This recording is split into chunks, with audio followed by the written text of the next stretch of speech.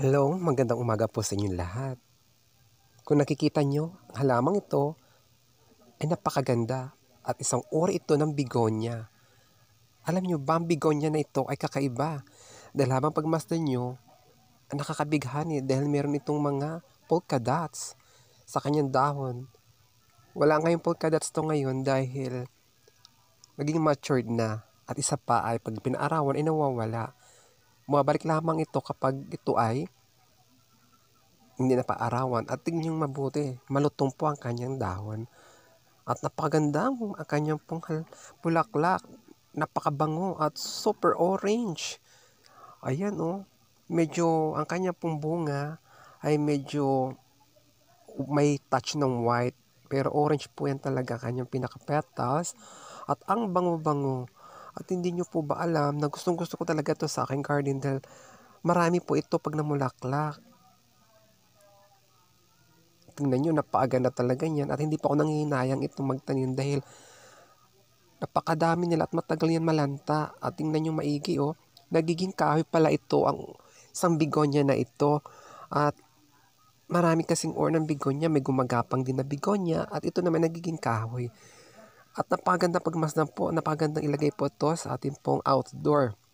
At gusto po nito ay sa arawan, pwede rin po ito sa makulimlim. Pero mas gusto ko sa may araw dahil nagiging maganda po ang kanyang mga bulaklak. At madali po itong itanim, hindi po ito maarte.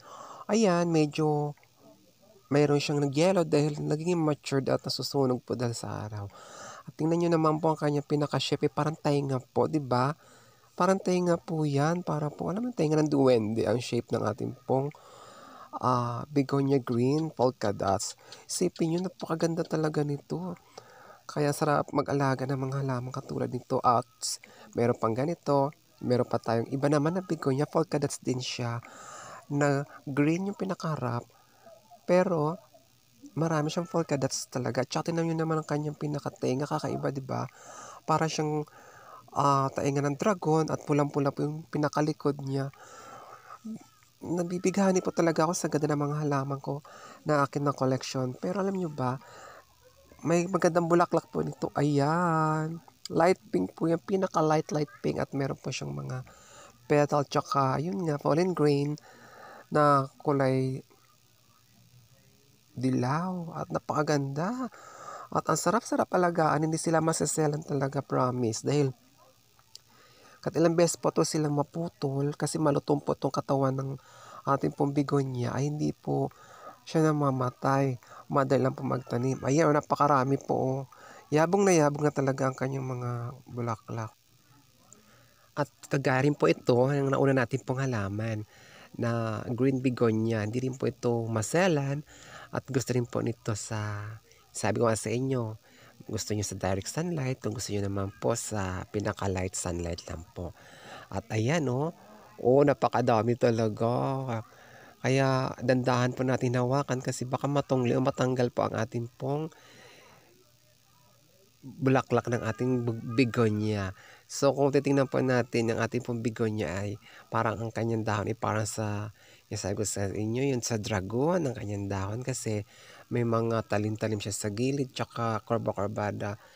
Minsan nga kinukumpara lang ito sa ibang tainga po. Pero okay na rin po yan dahil kahit paano ay meron po tayong polka dots. So inyong pagmasdan po ay ayan, ang puno po niya ay talagang kahoy po yan. Kahoy na kahoy, di ba? At alam niyo po ba ang kanyang pong katas niya na po ng ating dahon ay maasim. At ilalagay po natin yung mga old leaves po yan dyan sa kanyang mga puno para po maging fertilizer din. Tapos syempre, mabubulok din yan. At takang-taka talaga ako sa kagandahan po ng aking mga begonia dahil yung green at saka yung aking pong pula na begonia ay may polka dots at saka kaiba talaga ang kanilang ganda. Ayan, inaalisan natin yung mga old leaves dahil minsan ay dry na at di na maganda tingnan.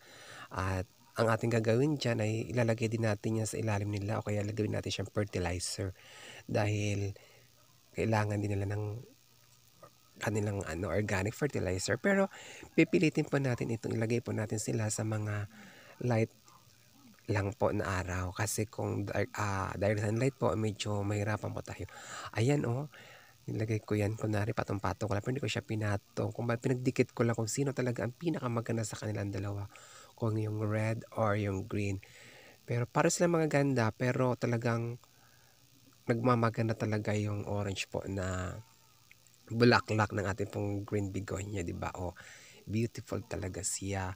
Kaya nga hindi ko talaga 'to phase out dahil dati ayoko talaga ito.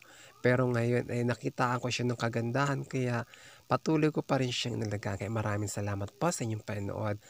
Sana po ay nagustuhan niyo po ang aking vlog. Thank you.